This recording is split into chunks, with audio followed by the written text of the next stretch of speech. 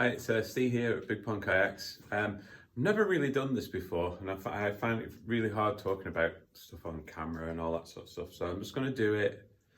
Hopefully you'll get what information you need out of the video, but I'll just get straight into it. I just wanted to talk about the surge play that I make and the design behind it, why I designed it, what does the boat do compared to, say, a touring sea kayak. So the one thing that this has got is a lot of rocker. It does. I'm not going to lie, there's a lot of rocker on this boat. A lot. So adding a lot of rocker to a boat can actually cause some problems. For a start, it'll make it really slow. It'll make it weathercock, so the wind will just blow it around like crazy. It lifts the bow and stern out of the water, so you can't have maneuverability and all that sort of stuff. So I thought to myself, if I'm going to build a boat with loads of rocker, as in like a banana, I've got to fix all them problems first. So what I did was I kept it low volume. So I've got a lot of rocker that sits in the water, it's very active, but the deck is very low to the water line. So my theory is if the wind can't blow it, if there's nothing there to blow, it's not going to weathercock. So that's where I was with it, and that works. The boat does not weathercock. For all the rocker it's got, doesn't weathercock at all. Some of us like to use a tiny bit of skeg when we're paddling, but I think that it just makes it feel more like a touring sea kayak. It'll just pin that perfectly straight line, just with just an inch of skeg. Others just like to lift it up completely, and they're more than fine paddling it. It tracks perfectly, but still very active kayak, this one. So they're the foremost is it's got lots of rocker and it's low volume. So the back of the kayak is only like this, you know, on where the rear hatch is compared to the hull, it's like this. On a touring sea kayak, you're talking more like this. The other thing I did by putting lots of rocker on it, I also cut off the bow and stern. So where you would have a normal sea kayak at the bow and stern would be like this, I've chopped it off so it sweeps up. So the back of the kayak I'll try and put a picture up here now, but the back of the kayak actually sweeps up. You don't have that typical square edge to the back of the kayak. It's swept up. It's up and out of the way. So the reason I did this was it makes the boat so much active. It'll turn like crazy. I mean, you don't even have to put the boat on edge to turn it, but putting it on edge obviously will turn it even faster, especially if you're tracking at high speeds. And the front of the kayak here, what I was trying to do is, I quite like the front of most kayaks. There's not a lot you can do. You're basically cutting the surface tension of the water that you're paddling on. So that's what you have to do. But most sea kayaks, the bow would come up to a point here, right? So what happens is at that point, there's no point to it. It's up out of the water. What is it doing? It's just there, right? So it's there to be blown by the wind. And if you're on a wave and it starts to duck into the water, you've got what essentially is another skeg that's gripping the water. You're not going to go anywhere. All you're going to do is pearl up. You're just going to duck dive and you're going to bounce back. Where if you've not got a big front end that's just pointy and dipping down into the water, the buoyancy of the front of the boat is just going to lift it up and out. So adding on to that, the front is actually quite buoyant. So from the cockpit to the front of the kayak, it's actually quite buoyant. It wants to lift up. And the back bit, this would normally cause a problem on a sea kayak, because pushing the back end down will just make it track. It traps the back end. You can't do much with it. But because I've got that sweeping back on the surge, even when the front is trying to push up, all it's doing is rocking the boat. It's just rocking it on what the rocker is already, if you know what I mean. It's not digging in. It's using the shape of the hull. So it's fantastic when you're surfing or you're on tide races, because that being said, the front of the boat is just going to plane on the water. It's just going to sort of lift up all the time. And the back end is going to be a sweeping back end. So it's going to be able to just move about the wave. You're just going to be able to turn from left to right. You know, almost like people that have paddled this boat have told me that it feels like a surf kayak, like one of these in the background here. The way they paddle them is the way they paddle this in the surf. It just turns. Obviously, there's a big difference. This is 15 foot 6 inches, and they're smaller. There is a massive difference, but it's a similar style of paddling when you're surfing or in the tide races with this. So just going back to why I designed it,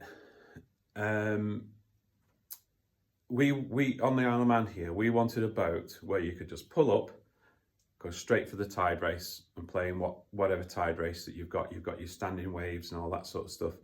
It wasn't made for touring. It was just made for playing. And you might not want to have to take a touring boat into these tide races. And a lot of people would love to take a surf boat, one of these, into the tide races, which I know they do. But the conversation was, I wonder if we could design a boat that could paddle out comfortably out to the tide races, spend a couple of hours or so playing on the tide races, and then come back again. You know, that's what we wanted to design, and that's what I've designed here. So it is a bit of a machine for tide races, rough water, rebounding waves, you name it. You can put this thing in it and it will look after you. The major factor is because where your seat is, where just in front of your thighs, where the most weight is on the kayak, that's the lowest point of the boat. And with the rocker there as well, it's just bomb-proof stable. So also the hull shape has got rounded chines. It's very forgiving. So if you're in all them rebounding waves, you don't know what's happening, or you've got side waves or anything, the rounded hull is going to lift up and down. You're going to stay upright and the boat's going to track up and down the waves. It's with most boats that say have a flat hull will get pushed over by the wave. This one doesn't. It sort of goes up and back over it. So it's got really soft chines for lifting over waves, lifting over rebounding waves, and it's always going to still track. Because the other thing I've got is where the rocker is. So imagine the rocker on the boat is like this. There is a V shape on the hull that goes all the way through the hull, and it sticks down, so you can see it here. So if I lift this up like here, so you can see the rocker on the boat, and you can see where the shadow is here. So you've got the rocker coming along here, and then you've got this added bit here on the front and the back that will actually track the boat. So if you're on the crest of a wave, this will dig in a hell of a lot more than it would do if you're just on flat water, if that makes sense. Putting it on edge as well sometimes can speed the boat up, because putting it on edge, it's just as stable, but it makes the boat a hell of a lot smaller.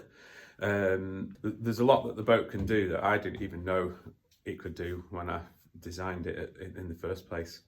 On the deck, I've just kept it simple, because again, one other thing that you've got when you've got a boat with a lot of rocker, and you've got the bow and stern that are lifted up a little bit, is it's going to be susceptible for weathercocking. So keeping the deck clearing, there's no lines on it, it's just nice and smooth. It's got a nice shape and it's low volume to the water line. There's nothing for the wind to catch hold of. There's nothing, I mean, you might put some split paddles and stuff like that on the front, but that's fine, because the front of a kayak is always pinned to the water anyway. It always weathercocks from the back. So keeping that completely smooth, not messing around, trying to put fancy chines in the deck or anything like that. It literally keeps it out of the wind. It needs to be as simple as possible. Plus, because it's a play boat, you want to be able to play around on it. So you might be doing, if you come out of the kayak and you want to get back in and you're in rough water, you don't want anything in the way on the deck. You just want a smooth entry as fast as possible. So the other thing with this being low on the back end, low to the water line, is that if you're still in rough water white water, you're in waves and all that sort of stuff. You can paddle the kayak from sitting on the back of the deck. You're almost level with the water with your arse, if you know what I mean. So paddling out of trouble, paddling into an eddy line or something like that is really quite possible on this. You can sit on the back deck quite comfortably and not feel like you're going to tip back in or anything like that. But that being said, because the boat is super stable anyway and all that, but back deck self-rescues is fantastic on this kayak. It's sort of made, I've made the low water line for them reasons, really.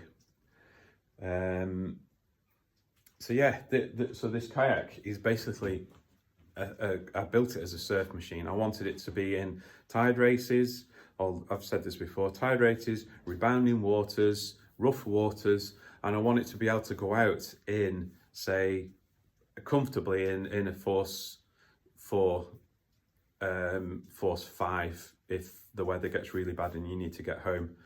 This kayak has actually been out in a force 7 and it's looked after what would be not a beginner's kayak but an intermediate kayaker, and it completely looked after them, and they were in the center of the tide race. She'll probably comment on here as well. But yeah, it's truly a boat that will look after you in rough water. So that's what I wanted. If you compare that to a touring sea kayak, which I do make as well, you will get thrown about a hell of a lot more. You know, your back end will be pushed out, your front end will dig in. You've got a hell of a lot more work to play around in a touring sea kayak in a tide race. Not so much in rebounding water and all that sort of stuff. They're made for that sort of stuff, but the playability of the boat, knowing that you can just throw yourself into a tide race, throw yourself into the surf, you know the boat's going to perform, and you know that the elements around you are not going to trick you up and spoil your day. You're going to have a really good time. Like, I know a lot of people in touring kayaks, they will take the easy route around surf. They'll pick eddy lines going through tide races and things like that. With this thing, just head for the center. Just go right for the middle. Just go and have some fun. You know, that's basically what it's made for. And like I said, the stability it's got and the control that you have with this kayak in them sort of conditions is just is second to none.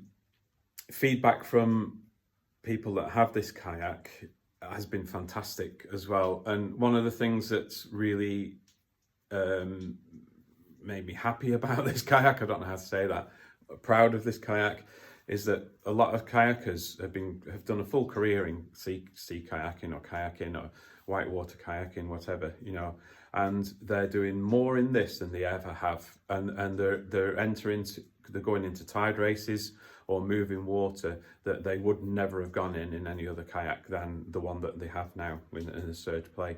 So it's sort of like a confidence builder, and you know exactly what's going to happen when you hit the moving water or the tide races, and it's going to look after you. Even if you make a mistake, this boat will outperform your paddling skills. So yeah, I've had some really great feedback by customers that have them, that it's just improved their kayaking skills and the places where they would go that they would not normally go, basically. So yeah, and the shape of this boat as well, it looks really cool. You know, and I have kept it quite simple, but one of the telltale signs of the big pond kayaks is that near the cockpit, you know, the way I detail the seam. So I sweep it up. It's just one thing I do. And in the water, when you're paddling, that seam shape that I've got on the side of the boat mimics what's happening in the water as well, which is a nice thing to see when it's paddling. Weightage wise, I designed this kayak around a 90 kilogram paddler. So if we're going to old money, which I'm better at, is I'm currently about 17 stone. I'm not a small person by any means. I'm 6 foot, 17 stone.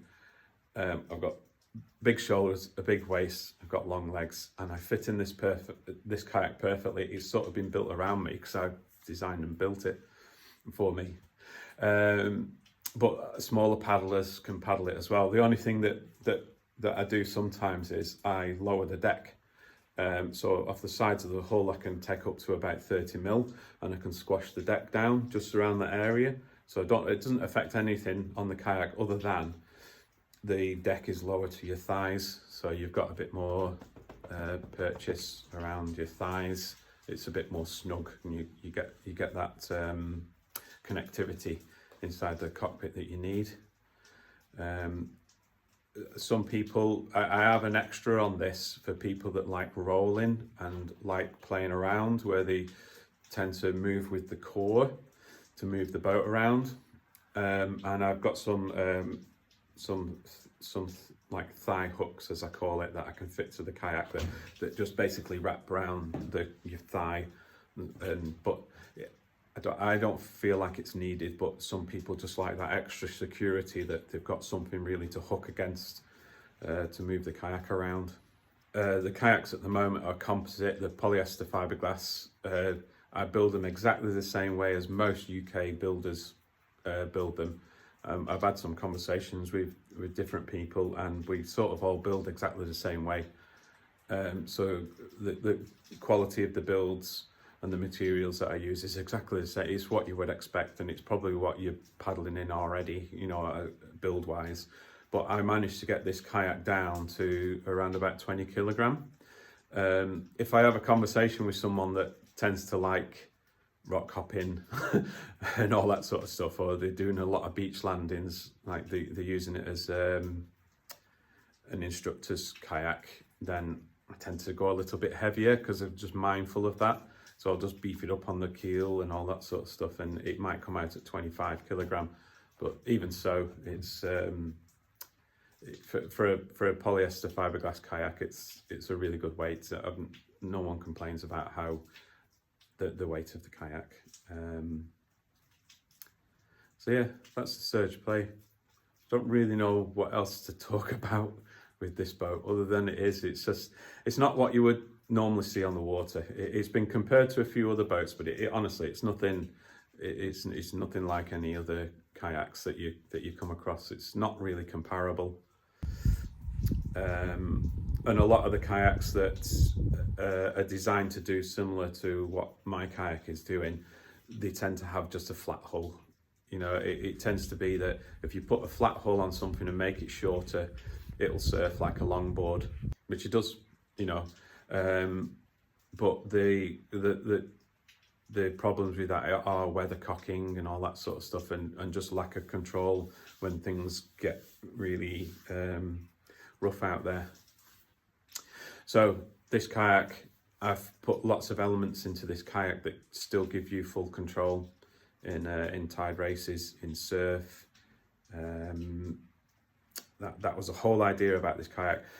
The added surprise of this kayak that I never really factored into it, I could see that it wasn't going to be a slow kayak, but I was worried that it might be slower than the group, say the group that you're going out in, or your mate's kayak. It could be in a touring kayak, and it's not. Keeps up with two touring kayaks, but you're going to keep up with the rest of the group. It's not a slow boat at all. It just feels like a normal run-of-the-mill touring sea kayak when you're paddling for speed wise.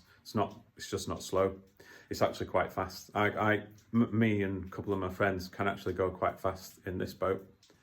And it's suitable for going off camping in. Again, we're making the kayak a low volume. I really did worry that it was going to eliminate from going camping for a weekend or something like that, and it doesn't.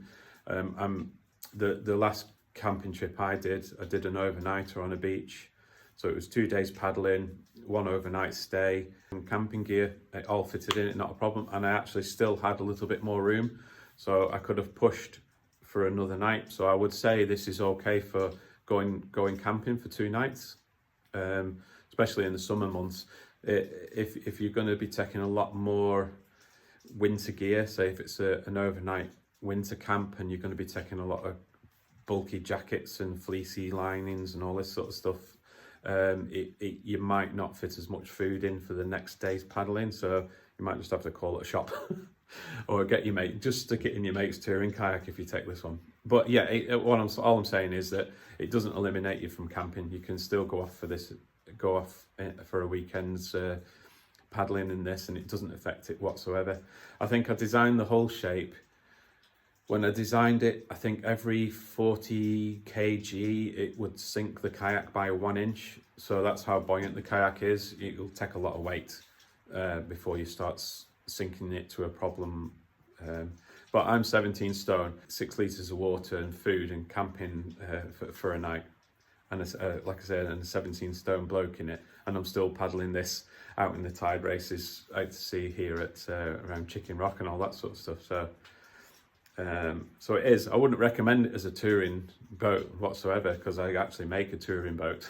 You can go and have a look at that. It's called the Manta, and you can just fit. But you can go away for a week in that. I mean, I know some that went and did a full 12 months tour in that and was quite comfortable. So, but it's horses for courses, isn't it? And I literally just made this boat to have some fun. That was the main reason I built this boat, to have some fun and take away all the problems that you would get in a normal touring sea kayak when you're in the tide races, moving water, and it just gets you a little bit closer to the coastline as well. So going in and out of caves is much better. Don't be doing rock hopping in it. It's not a rock hopping boat, but you can go in and out of all them sort of places that, you know, you could literally go inside a cave, turn around and come back out again. Whereas for as an example, as a touring kayak, you'd be reversing out because it's just so difficult to turn the thing around. So that's a major difference with them, really, you know. So it just emphasizes fun, emphasizes stability, ease of paddling in rough water. What more can I say? And it excels. So that's it. You do need any more information on this boat, because there's probably lots to talk about, and everybody experiences a different aspect of this kayak when they do take it out. So yeah, just send me a message, and I'll try and do another video on the question that you've asked about the boat. Okay, I'll leave it at there. Thank you.